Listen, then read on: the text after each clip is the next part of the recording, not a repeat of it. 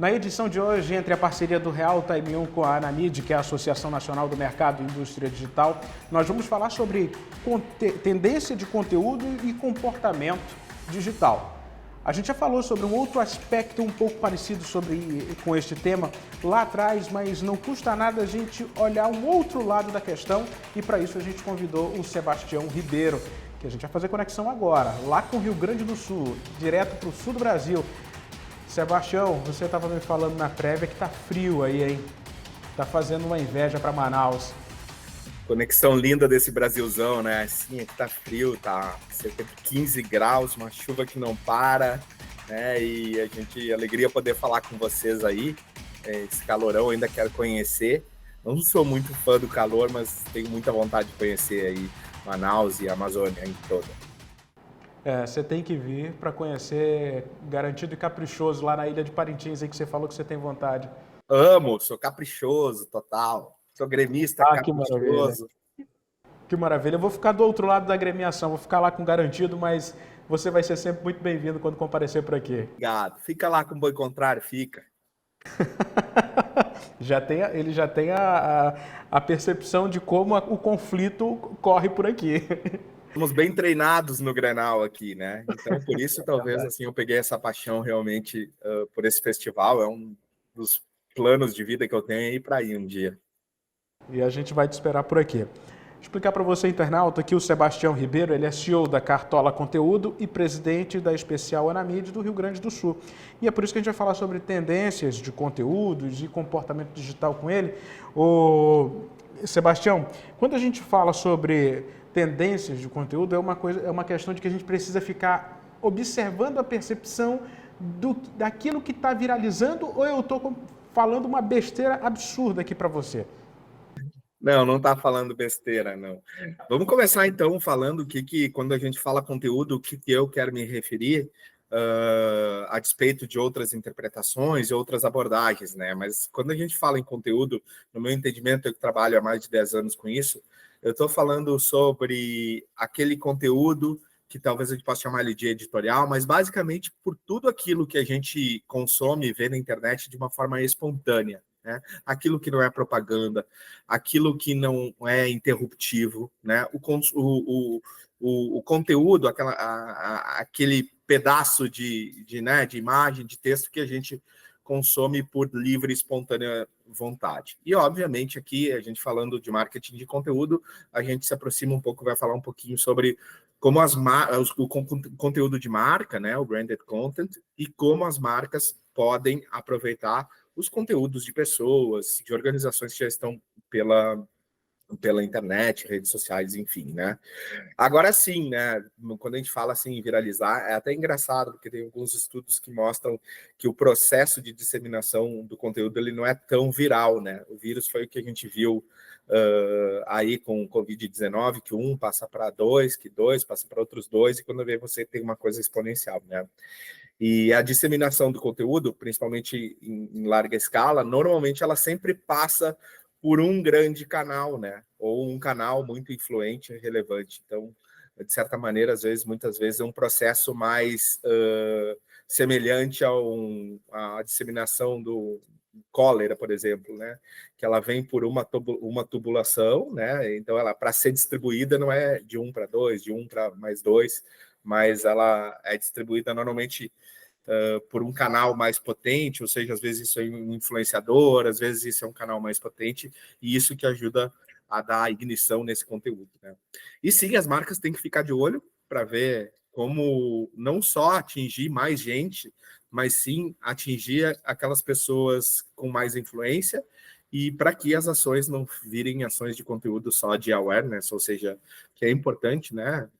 Ações que buscam uma visibilidade maior, mas que esse conteúdo possa gerar também mais conversões e mais advogados da marca, né? Certo.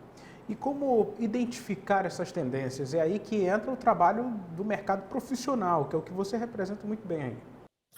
É verdade. Então, assim, identificar tendências, na verdade, quem trabalha com comunicação digital, a gente tem que ficar ligado em estudos, a gente tem que estar monitorando dados de clientes o tempo todo, né? E para entender o que vem ali na frente também.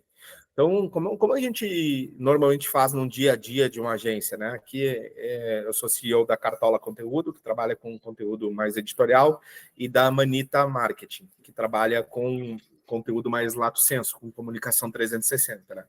Mas como a gente faz? A gente fica muito de olho no desempenho, por exemplo, conteúdo em rede social, no desempenho das páginas dos nossos clientes, mas também dos concorrentes, né? Trabalhando um pouco com inteligência competitiva, com ferramentas como a Zing, que é uma ferramenta bacana de inteligência competitiva em social media, ou como SEMrush, que é uma que muitos usam, que é muito importante para comparar assim, desempenho e relevância do teu site, do teu blog com outros, né? E o que eu vi, focando um pouco em social media, o que a gente tem visto, assim, que realmente as páginas que têm crescido são aquelas que têm utilizado o marketing de influência, então os influenciadores, não só os grandes influenciadores, né, os macro-influencers, que têm 1 milhão, 10 milhões de seguidores, mas também os micro-influencers, né. Então, assim, o que eu tenho visto nos últimos ano, 2 anos, é que os perfis de rede social que têm crescido mais e que têm desempenhado melhor em termos de engajamento são os que usam o marketing de influência. Essa é uma primeira coisa. Agora, também é importante a gente olhar para frente, né? E quando a gente vê alguns estudos, tem um estudo do Dazed Studio sobre a geração Z, e aí vem alguns desafios incríveis, né? Primeiro é que a geração Z, ela está focando mais no seu bem-estar offline do que a geração anterior, né? Então, ela não está tanto, então a rede social que tem mais, a única rede social que tem crescido nessa geração, por exemplo, é o TikTok, né? E tem um certo arrefecimento do consumo de conteúdo online via redes sociais. Outra coisa, geração Z cada vez mais também desconfiada dos influenciadores pagos, né? Daquele merchan, do grande influencer que vem e coloca dentro do seu conteúdo, de repente, do nada, então eu tô aqui com meu celular Samsung, o iPhone, meu shampoo Monange, né? Então, pelo abuso que nós, empresas, mercado, marcas, fizemos do marketing de influência, ele passou a perder credibilidade, né? E o que acontece hoje, assim, os maiores retornos e a maior tendência é você falar menos em influenciadores e falar mais em comunidades, né? Talvez mais importante que você está num macro influencer, de novo, óbvio que isso faz parte de uma estratégia de awareness de grandes marcas, né? Vale muito mais você estar inserido numa comunidade, né, que já existe, que se engaja, que tem alto engajamento, né, e essa comunidade está falando sobre a sua marca. Então, as marcas estão muito de olho nas comunidades, né, o que significa que nós, como agências, como atores do mercado digital, precisamos fazer essa interface também com as marcas para levar essas comunidades, pessoas chaves, para dentro da realidade da marca, preservando, obviamente, sempre a verdade da marca e a verdade das comunidades, né? Não adianta você colocar um produto X que não tem nada a ver com a comunidade Y e provocar uma conversa falsa, né? Na internet a gente saca o que é falso, o que é puramente comercial e aquilo que é a verdade das marcas, das comunidades, né? Então, acho que a gente falou aí de algumas tendências, acho que podemos falar de outras ali na frente, né? Mas isso é importante estar olhando para frente, assim. Aliás, eu acho que está cada vez mais difícil, né? É isso que você falou um aspecto interessante que eu até tomei nota aqui, que é o marketing de influência está perdendo credibilidade. E o que você está mencionando é que o próprio consumidor da determinada geração que está consumindo esse conteúdo está criando naturalmente, por um abuso, que foi uma palavra que também você mencionou, está criando um filtro. Um filtro para entender que o caminho não vai ser esse, a resposta sempre não vai ser essa. E como é que o mercado começa a perceber isso, Sebastião?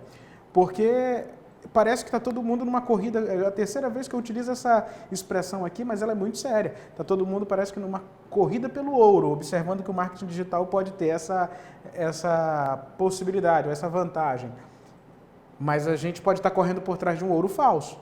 Por isso que eu digo, é importante a gente olhar lá para frente, né? Obviamente, hoje você tem influencers aí, vamos pegar Virginia e outras, às vezes, que colocam um produto ali e esse produto vira, né, que realmente vendem, né? Mas a gente tem que olhar para frente, quando eu falo olhar para frente, é entender que esse movimento está começando, que a geração Z já não é tão afeita a consumir só porque um ídolo mostrou, que a geração Z, ela já sabe olhar de uma forma mais crítica.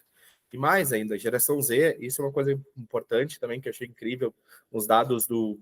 A gente pega também os dados do We Are Social, que é a principal database aí, que reúne dados sobre consumo de internet online.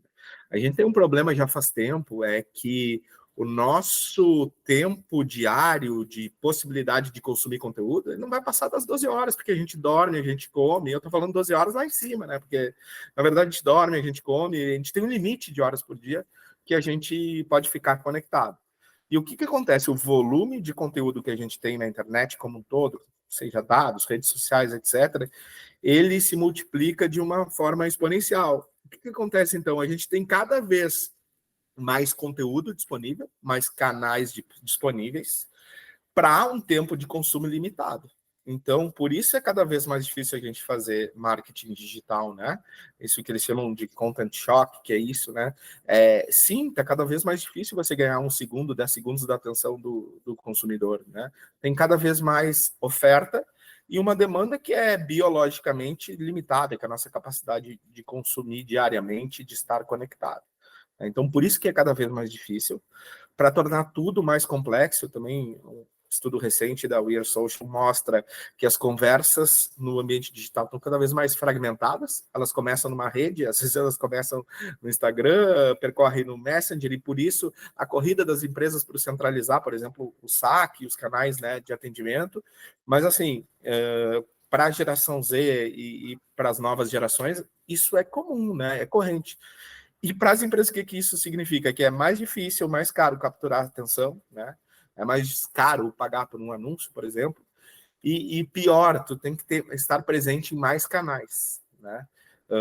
Para uma presença completa. É óbvio que a resposta ali na frente e que a gente dá muito para os clientes não, vamos então priorizar, porque se a gente for querer acompanhar, né, todos os consumidores, a gente vai quebrar, não vai fazer sentido econômico você estar presente em tantos canais. Então não tem problema para as empresas também escolher onde vão estar presentes, desde que entendam que o seu consumidor está presente em outros lugares, né? Está presente e está participando de conversas fragmentadas. Porque assim, eu tenho 40 anos, para mim é mais difícil entender, mas se eu vir meu filho no Discord conversando com os amigos e continuando a conversa no Messenger, no WhatsApp, fica mais fácil da gente entender um pouquinho, né?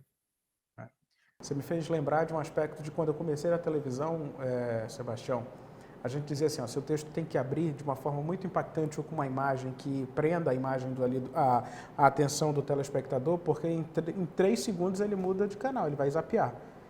A gente está caminhando nessa mesma forma, às vezes 3 segundos se tornaram uma eternidade, aí se tornou uma eternidade frente a essa realidade de pulverização de possibilidades de redes sociais hoje em dia. Perfeito, e pensa que a gente tinha medo desses 3 segundos, né? Já estava atento com eles, numa situação em que a nossa saída eram outros 6 canais no tempo da TV aberta, né? Ou outros 100 canais no tempo já da TV a cabo, TV fechada, né? A gente estava falando de opções limitadas, e hoje a gente tem opções ilimitadas. Mas foi muito bom esse teu insight, porque é o mesmo processo, né? A gente então tem que ter uma abertura. Não sei se você trabalhou com telejornal, mas a escalada tinha que vir com tudo, já aprender, e daqui não sai mais, né? É muito semelhante ao que acontece, por exemplo, no Google, nos anúncios, inclusive que eu não gosto, os pre-rolls ou os interruptivos, né? Você tem 6 segundos, 3 segundos ali para reter, né? Ou para evitar que o consumidor aperte no pular anúncio, que é o que 99% vão fazer, né? Mas continua valendo. Só que cada vez, né, multiplicada a complexidade. Se já era complexo no tempo de televisão, trabalhei bem pouquinho em TV também. Imagina que agora não são mais 100 canais, são 1 milhão de canais. É isso mesmo. É isso mesmo. Você está falando já de um outro aspecto desse nosso bate-papo, Sebastião, que é o comportamento digital. A gente está vendo ele mudar. Em suma, o que a gente está comentando aqui é as pesquisas mostrando como esse comportamento muda e essas redes precisam pensar no futuro, quem está operando dentro desse mercado. Agora, você acredita, até como presidente da Anamid, da Especial Anamid no Rio Grande do Sul, que o mercado está entendendo essa dinâmica? Ah, acho que sim, tá? Mas eu acho que as agências e os agentes, né, e quem trabalha com comunicação digital, com marketing digital, com negócios digitais, que tem que estudar muito a experiência UX, né, e experiência digital do consumidor, até por as marcas, até pela complexidade desse ambiente, elas vão ter que continuar se apoiando muito mais naqueles especialistas, em quem é especializado, em quem está focado, né, no assunto. E é por isso que eu acho que o papel das agências e dos prestadores de serviço no mercado digital, ele continua e vai continuar sendo muito relevante, né? Porque pensa, se eu tenho uma marca em um ambiente cada vez mais difícil de eu entender o meu consumidor e o comportamento dele, cada vez mais eu vou precisar de um especialista. Bom, posso ter um especialista em casa? Pode. Muitas empresas assim, mas especialmente as empresas mais robustas, né, que têm um orçamento robusto, conseguem montar estruturas em casas de especialistas dedicados, né? Mas assim, se a gente falar na grande maioria das empresas do Brasil, não só EPPs, mas mesmo grandes empresas, né, com faturamento alto, elas vão continuar e precisam utilizar os especialistas. E para nós que somos atores desse mercado, né, que somos às vezes ajudamos a interpretar os sinais e o que está ocorrendo e a ler, né, o computador a ler os sinais, os dados que trazem o comportamento do consumidor, estar numa associação é ainda mais importante, né? Porque é onde a gente se atualiza, e se antes a gente tinha que se atualizar, sei lá, anualmente para uma nova tecnologia, hoje tem uma tecnologia nova surgindo a cada mês, a cada dia, né? Então, empresas que querem se manter atualizadas, eu acredito que precisam buscar ecossistemas, né, de compartilhamento e de ajuda mútua. E isso é a coisa mais bonita de uma associação, e a Anamídia, estou muito orgulhoso assim, do que vem sendo construído, assim, porque virou uma associação muito pulsante. A gente teve no Digitox esses tempos, o espaço Anamídia, você sentia energia ali, uma energia de troca, não só de negócios, mas de informação, de dividir ferramentas, de dividir experiências. E no mundo complexo isso é fundamental, né? Ninguém mais consegue, ninguém tem todo o conhecimento dentro da sua agência e dentro do seu negócio. O conhecimento, ele tem que ser compartilhado, né? Acho que nesse sentido as associações são cada vez mais importantes, e a Anamídia tem sido muito bem sucedida aí durante esse 1 ano de atuação. É isso. Sebastião, quero te agradecer, obrigado. Eu sei que o tempo é corrido para você e também para a gente aqui, por conta dessa dinâmica de gravações e a sua agenda aí. Obrigado por ter aceito o convite do Real Time 1. Deixa o endereço só ler aqui para não errar, Cartola Conteúdo e da Manita. Isso, posso deixar então? Então vou deixar Por favor. Por favor, tá? Então, vocês podem conhecer um pouco em www.amanita.marketing, essa agência 360, né, do Rio Grande do Sul, que eu sou CEO, e a cartolaconteúdo.com.br, que é uma empresa especializada somente em conteúdo, né? Então, na verdade, é uma produtora e uma agência, e eu tô aqui, vou deixar também meu e-mail, tá? sebastião@amanita.marketing, para quem quiser trocar ideia, qualquer dúvida que tiver, falar sobre associativismo, né, querer entender um pouquinho de Anamídia, eu tenho o maior prazer em compartilhar, não só conhecimento, mas compartilhar um pouco dos ideais da associação. É isso. Sebastião, obrigado mesmo. Eu peço para você ficar aqui na tela enquanto eu me despeço do internauta, esse bate-papo interessantíssimo sobre tendências de conteúdo e comportamento digital com o Sebastião Ribeiro, lá do Rio Grande do Sul, fazendo essa conexão Manaus, norte, extremo norte aqui do Brasil, com o Rio Grande do Sul. E é isso. Quero agradecer você, muito obrigado mesmo. Siga conosco, curta, comente, compartilhe esse conteúdo e até uma próxima oportunidade.